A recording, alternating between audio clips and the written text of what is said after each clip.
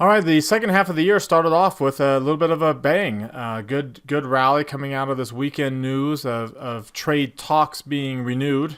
Of course, that was kind of expected. I think some people, the market was setting up for a favorable response heading into the weekend, as you saw if you've been watching these videos the past few days. We got the response. I think it was expected too because we gapped up and then filled in the gap through the rest of the day. So kind of that knee jerk reaction where we buy the rumor, sell the news kind of a thing. But we have broken through some levels. Now, some people think that's pretty bearish. I'm going to show you some patterns today that might actually mean things are looking pretty bullish heading into the end of this year, into early next year. So we'll take a look at that today, break down this move, what's driving the action today, as well as a trade idea, an opportunity to ride that bullish train. So let's go ahead and get started. Today is Monday, July the 1st, 2019. This is the Market Outlook from MarketScholars.com. My name is David Settle. All right, well, let's start off taking a look at the S&P 500 with the market forecast indicator. As always, that's how we always start off. The intermediate posture remains strongly bullish. As you can see, the near-term line also, where my cursor is, made it back into the upper reversal zone. Still would be a lower high point than the previous near-term peak, which was a lower high point than the one before that, and we're getting progressively higher highs. So possible near-term divergence again that we had here. That one didn't quite take us down to the target. It took us down to the prior near-term high point. The target for this one, if it does turn into a near-term low, would be down to the same level. Or excuse me, if it does turn out to be a bearish near-term divergence, it would take us down to that low point. You can see we did clear the previous near-term high, so we'll take a look to see how much that acts as a support, similar to how the prior near-term peak acted as a support and held it up without it getting to the low point, to the in-between low point that was in between those two highs. Of course, dark green line, dark green shading. That's a bullish combination, remains there. That means the intermediate posture is strongly bullish. Long-term market sentiment still kind of flat in the upper half of the chart. Obviously, the more, see, we've intermediate line crossed up above it, so the more it stays above it, as you can see over here, the more it stays above it, the more it starts to pull the line up. So we'll see what happens. And over here we got above it, and it came right back down. Here we got above it, came right back down, so it kept going down. It wasn't until here where we got above it, and it stayed above it, started bringing it back up again from those lower levels. So same thing over here. Let's take a look at the Russell 2000. Dark green shading, dark green line, following up the last 2 days of the week with a good bullish move today as well, getting up above that high point that we had gotten to on those last 2 days rally. So that's a bullish combination, dark green line, dark green shading. The momentum line drop, but again, it's when it gets really low that you have to take a look at it. And as you can see with the near term, with the Russell 2000, excuse me, you do get a lot, because this is a higher beta index. You do actually get a lot of extreme lows on the momentum line. Of course, the near term line, now that it's crossed up above 50, let's see, it would have been, let's see, this day it got 250. So 1, 2, and then 3 days now up above the midpoint of the chart. So you need at least 7 to 12 with the peak being up in the upper reversal zone. So it's starting a good bullish move here. See, this dark green shading didn't have the dark green line. This one does. So it's starting a good bullish move. We expect that will continue. The NASDAQ composite, you can see the same thing, near-term line getting up in the upper reversal zone, same bullish pattern. And then finally the Dow Jones Industrial Average, same bullish pattern, dark green shading. I go back to the S&P 500, and you can see on these charts here, we had crossed above the cloud back a few weeks ago. We're well above the cloud now.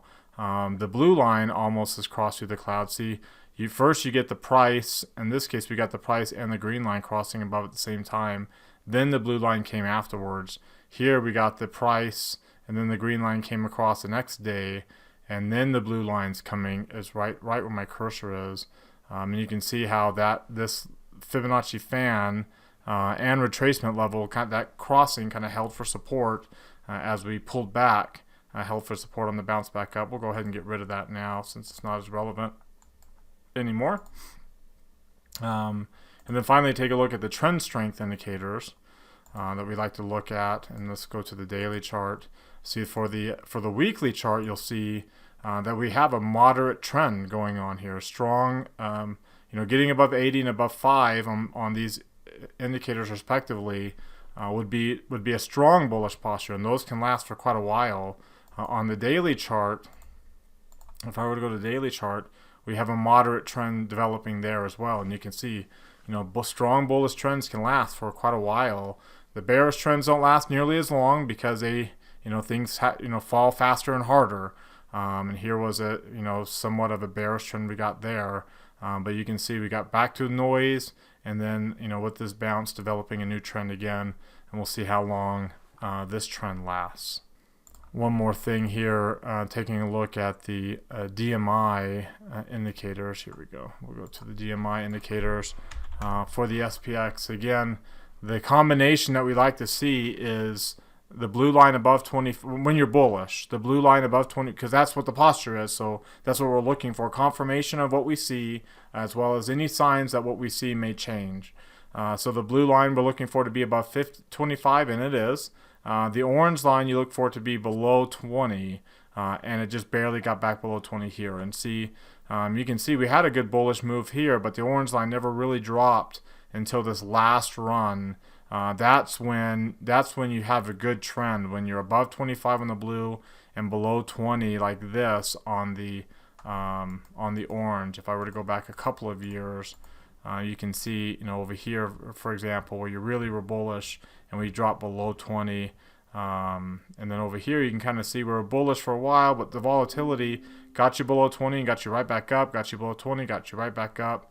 So it never really held until even this little stage. And that was the volatility that we've had this whole time. That's why these safe haven sectors have outperformed this whole time, because we've never really had a nice solid. In fact, if I were to go back into that 2017 area, you can see even here we were, had some volatility during that period where the orange line never could get below 20, but you had much more bullish moves when it did over in these areas. So that's what you're looking for here to maintain and sustain this current bullish posture that we have. Finally, we'll take a look at the Bollinger Bands for SPX. We're obviously in the upper half of the Bollinger Band range. The Bollinger Band width is falling, which means we're going to just grind. As these lines come back together, they're both moving in opposite directions, coming back together. That usually doesn't mean we have to go down, but it means it will slow down from the rally that we've had, which is fine. That's what this green line kind of tells me, the pace. This pace, volatility back on when we first started this. The green line is the pace for us to get to July expiration. So we're actually still below that pace. And then once we do get up to it, that's a much slower move than this bounce that we've had. So with the Bollinger Band width falling, while we may still remain bullish, and that's the posture and that's the expectation, just expect it to be really slow and boring through the holiday into that third Friday in July. All right, before we look at some other charts, I invite you to subscribe to our YouTube channel. Mouse over our logo right here in the bottom right corner of your screen and hit that red subscribe button that pops out. There's also one right below the video if you're watching this on the YouTube page. That will notify you when these videos are posted, so make sure you do that. Also, hit the thumbs up icon that's down below the video. That tells me two things. Number one, that you got something out of the video today, you liked it.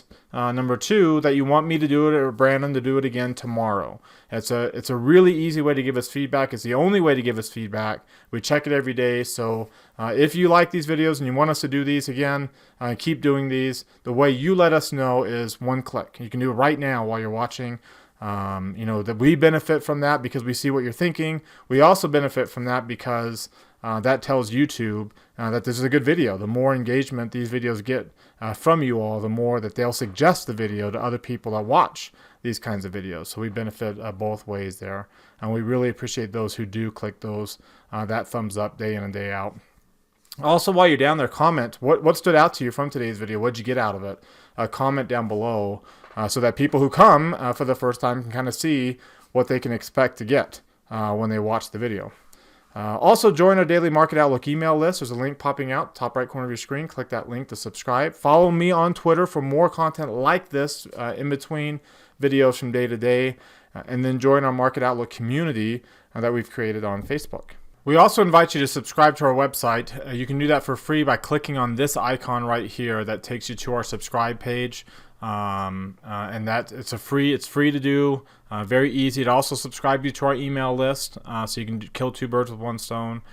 You can participate in our Market Outlook forums for free. Of course, our classes you see over here on the right are for our premium subscribers. But we're going to be releasing more content, more features, not only for our premium subscribers, but also for free subscribers as well. So make sure that you're subscribed to our site as those roll out. We've been 1 year into this. It's been an exciting first year, and we look forward to more in this upcoming year. We also invite you to engage with us on social media. We make it really easy for you. Just click this heart. That will bring up today's Market Outlook tweet. Hit that like button. Same thing with this image. Takes you to your Facebook page. You can like the page there. Share it. Share the video with other people. Again, the more you engage with us on social media, it's the same thing as YouTube. The more you're telling those platforms that you want them to make sure that you get all of our stuff that we put out there on those platforms. That's how their algorithms determine what you see in your timelines is by the accounts that you engage with the most. So we try to make it very easy for you to do that. All right, let's get back to the charts now. Oops, this one over here. And let's take a look at the long-term chart for the weekly chart for SPX. Not surprising, 1 day in. It's a holiday week, so it's going to be most likely will be a very small range, very low volume this week. It's 4 days of trading instead of 5, and I would venture to guess that Friday is going to be like a half day of trading. Just like last week we had some really light volume days. I wouldn't be surprised if we had some light volume days next week as well. You can see from a Hakinyashu standpoint, it's a good bullish week.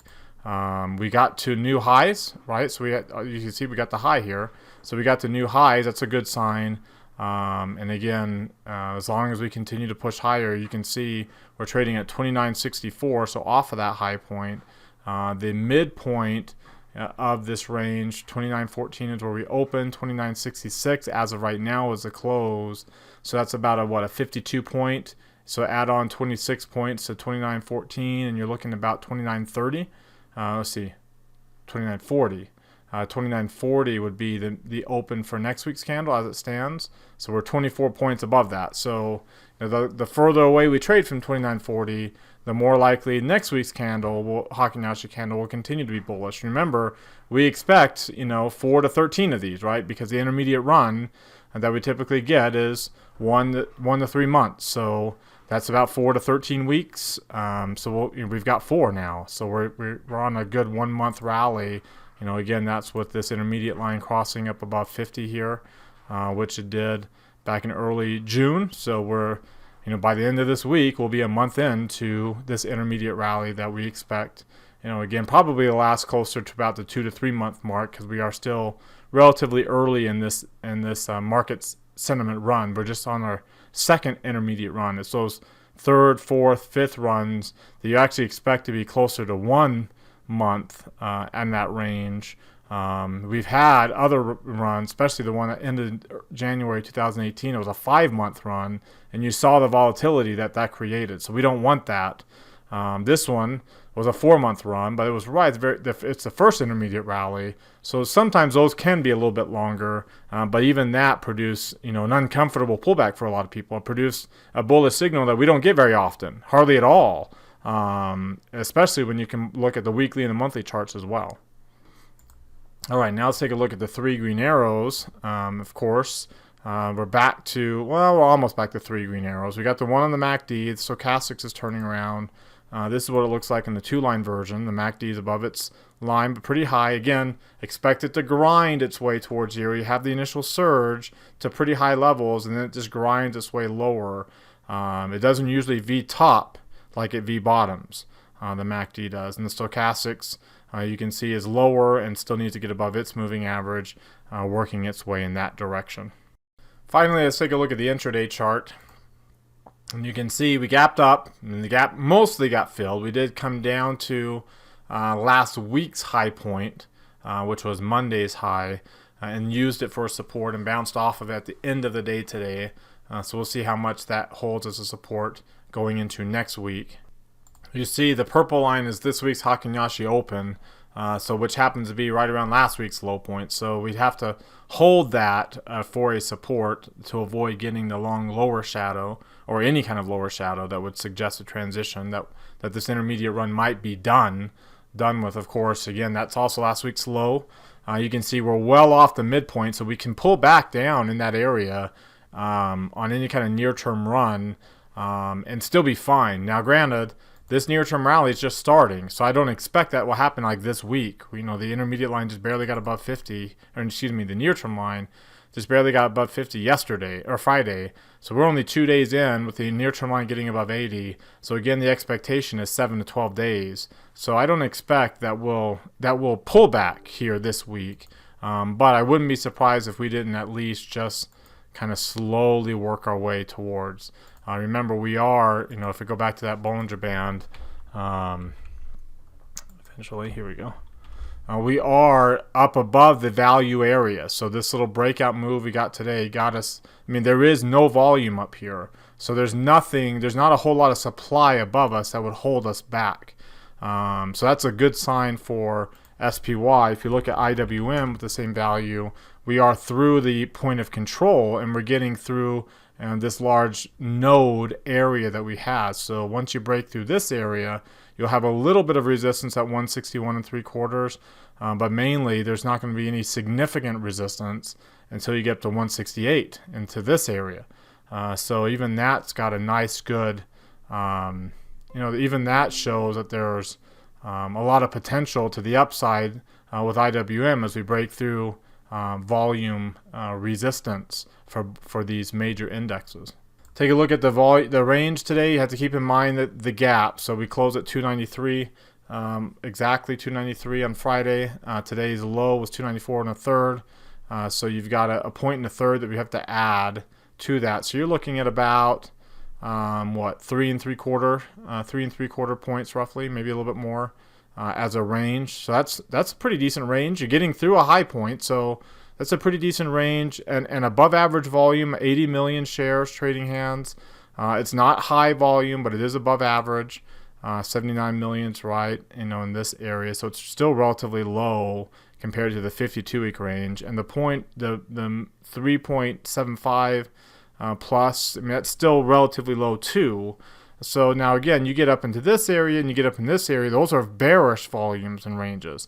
So we did get above average in both of these, but not to the extent that it would suggest bearishness.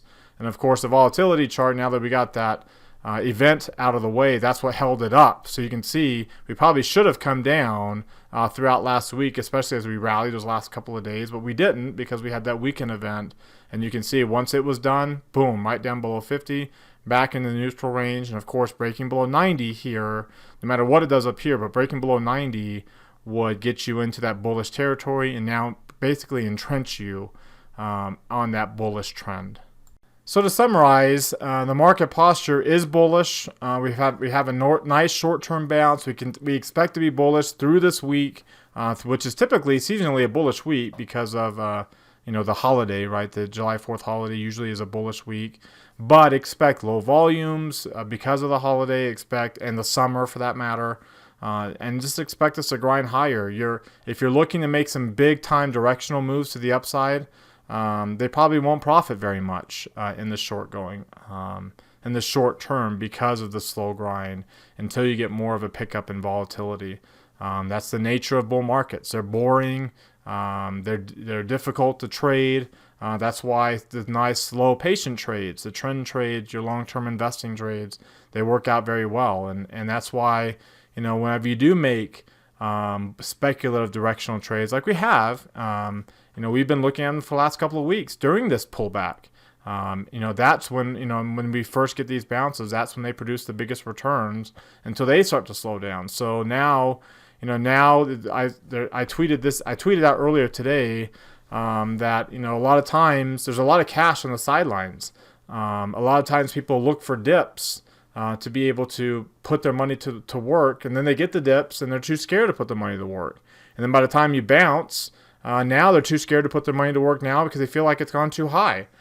being at all-time highs and 52-week highs. So, that's why it's kind of hard to trade bull markets for that very reason. But with all that cash on the sideline, it gives us plenty of opportunity for a good long-term trend, not to establish itself, because we've already been on one since that November 24th or December 24th last year off that low.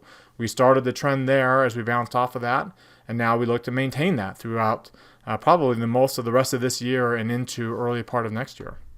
So what do you think? Do you agree with that assessment or disagree? Now is your time to vote. Click that link right there. It's popping out top right corner of your screen. Hit either agree or disagree. If you click disagree, share with me down below. Of course, everybody's got their opinions, but share with me what's dictating your bias, your opinion, by either being more bullish than I am or more bearish than I am in the comment section down below. All right, now let's take a look at what's driving the price action today. And you can see that, whoops, that was the foreign markets. Look at that big move by Turkey there.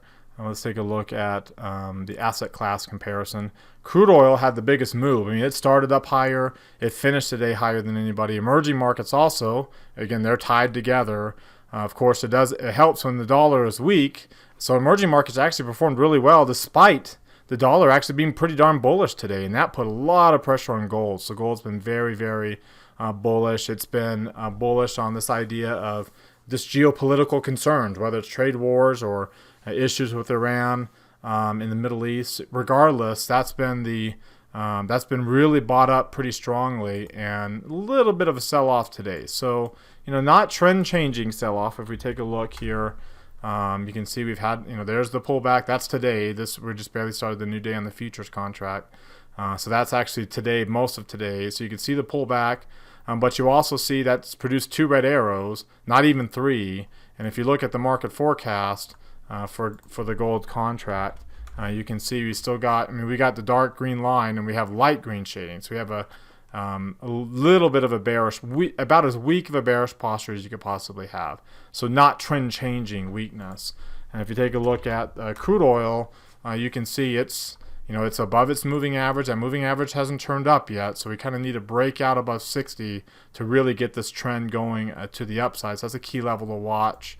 Of course, the dollar index, there's your bounce higher there. Again, we still have red line and dark pink shading, and we've had a bounce off of a low like this before up to the moving average, and it got sold off of that resistance. This, the high today did get above, that low point just barely, so we'll keep our eyes on that. But you notice the near-term line didn't get up to a high level. So we'll see how much follow-through there actually is in that dollar move there. Of course, you take a look at the 10-year yield. It held up after getting the cluster on Friday. It bounced up a little bit today. So a little bit of a bounce holding this 2% level. And again, that's kind of the expectation that we've seen like in early 2016. And again, if you've been following my Twitter account, you'll see I've been putting stuff out there about how similar we look now, not in the S&P 500, but in terms of yields and crude oil and inflation expectations, all bottoming out together, and with underperformance, with pretty dramatic underperformance in transports and banks and small caps and emerging markets. All leading into this. So, of course, in early 2016, we got a death cross. We bounced off of that and had a multi-year rally. We're not in a death cross mode now, but we are, at all-time highs, and we do have the opportunity to not necessarily have a multi-year rally out of this, but at least a multi-month rally, because we are in a very similar environment with extreme lows and all these inflation indicators that appear to be bouncing back up, or at least trying to develop low points that we can bounce up off of going forward from here. If you take a look at the calendar today, of course, the biggest news was that ISM manufacturing. This is jobs week, so that's going to be the biggest thing by the end of the week. We're not down below 50 yet. That's the break between contraction and expansion. Remember, this is a soft indicator. In other words, it's a survey indicator. It's not an actual hard data point. But, like all the indicators, we've been pulling back, and that's why the economic surprise index continues to be at low levels too. And again, this is the bearish thing. And this is why inflation expectations have been dropping and yields have been dropping, and for that matter, crude oil along with them has also been dropping. But this isn't a bearish sign to be where it's at. It's actually pretty bullish. Here's that low point in 2016. that we came off of and had to move all the way up to the beginning of 18, even with the dip in 2017 that produced mild volatility that year, because that was the year of record low volatility. So the fact that we are so low now, again, it's more concerning when it's really high. It's not as concerning when it's really low, because again, when it's really high, that produces the long-term opportunities for the safe havens to outperform like they have done over the past couple hundred days, as you know if you've been watching these videos. So again, those are bullish patterns, similar to this. I tweeted this out over the weekend here. Here we go. Let's see down to here. Boy, I'm a Utah Jazz fan because I live here, and man, they had a really good free agency day yesterday. But here you can see, just like early 2016, the fact that the earnings pre-announcements are so negative is actually a bullish sign, because the last time we had this many, we rallied for multiple years. So, again, it's more bearish when we are very, very low, not when we are, remember that was that first quarter where we really peaked in 2018. That was more bearish, and we had a period of volatility there. This isn't as bearish. If you also take a look, the other thing I showed was, let's see, it was that chart. This chart here. Again, you can see this level is at an extreme low point, similar to what was actually the financial crisis low point. And again, the fact that it is here is not bearish. The fact that it is here is actually pretty bullish. It's more bearish when you're at really high levels. That suggests that we're maybe overextended to the upside. So there's a lot of these kind of indicators that show how extremely low we are in some of these things, that suggests upside opportunity going forward from here. Knowing that, to get to this point, especially over the last couple hundred days, as you see with the sector rotation, to get to this point has actually been, the markets haven't been too bullish. This is a reflection of how much volatility there's been, the fact that these safe havens have outperformed so much. So here I brought up that chart of some of the major asset classes relative to the S&P 500, and you can see here how crude oil's been down, gold has been up, and treasury bonds have been up, and high yield has been outperforming, as well as international bonds relative to international stocks and U.S. stocks. And you can see that, small cap stocks have been a laggard. So again, this is over the last 200 days coming into this. You can see it's been, even though the S&P is up 2%, this is a relative period. I mean, if you just looked at this without looking at chart of the market, you'd expect that we've been pretty bearish over the past couple hundred days, especially when you look at the sector rotation that we just saw. The sector rotation here, which also would suggest we've been pretty bearish over the past couple hundred days because of how much outperformance we have in these safe haven areas. This is what it looks like on this comparison chart. The S&P's up a couple percent. You can see crude oil and small caps are down, and gold and long-term bonds are up. That's not your typical risk appetite. The dollar is up there too. Now, granted, international bonds and stocks have crossed above the dollar, but they've been outperforming the U.S. And this isn't your typical risk-on relationship here. It looks more risk-off. And of course, when you look at the same 200-day chart, comparison chart with the sector moves. Whoops, not that one. Sorry. Give it a second to pull up. Again, you can see all the safe haven areas appear at the top, and now we're starting to get outperformance in the broad markets. Taken off. It's higher than it's been this whole 200-day period. It's at its high of the 200-day period, breaking through, and you have technology and discretionary. Here's the orange discretionary line. That you can see somewhere up there, matching the market right there, and then communication services. So your cyclical areas are starting to move up along with, and your energy, materials, industrials, financials have all been lagging. You expect them, especially if the dollar starts to underperform, you expect those two to also make their way up and cross through these lines, these safe haven outperformers, and bring them down, not necessarily in the negative levels, but at least below the black line, below the S&P, and bring some of these that have been down up above the S&P 500. All right, for our trade idea of the day, we'll take a look at Nvidia in that technology sector again in the cyclical areas that we expect to continue to outperform. Bullish pattern here, strong green, dark green shading, green line. That's a bullish combination. Dark bullish. We're above a rising moving average, and we have a strong bullish posture. That's what that means. You take a look at the 3 green arrow charts today. Nvidia here, you can see. We had a pretty decent breakout in volume here. We got 3 green arrows already, but that breakout in volume is a nice little touch to help get this train moving. Both of them, the 8 and 17, are rising. They've gone through the 30-day moving average. The MACD is still on that initial surge higher, and it can go a lot higher, right? On that first surge, it can make a pretty decent run up to relatively high levels here, as you can see, and obviously the buyers are still in control according to its stochastics positioning, even with the drop from today's high point. If you take a look at its Ichimoku cloud, it opened up above the cloud. We pulled back in, so it's still trying to work its way through here. And then finally, you look at its trend strength indicators. Whoops, here we go down here at the bottom. You look at these trend strength indicators, and you can see from a weekly basis, it's beginning kind of a double bottom, beginning a new trend. Of course, you look at the daily chart because that's where it starts, right? It starts in the daily, works its way to the weekly. You're close to a moderate trend. Again, pretty decent candle in terms of like coming down well from its highs. But even with where we closed, that's still pretty, it hasn't impacted its technicals too negatively. Finally, you look at the Bollinger Bands. There's a couple other charts actually we want to look at. If you look at the Bollinger Bands, you can see we did open up above the band, pulled back, but you can see that we kind of broke out of this big volume node. There's not very much volume up here, up to that point, of course, even less up above it.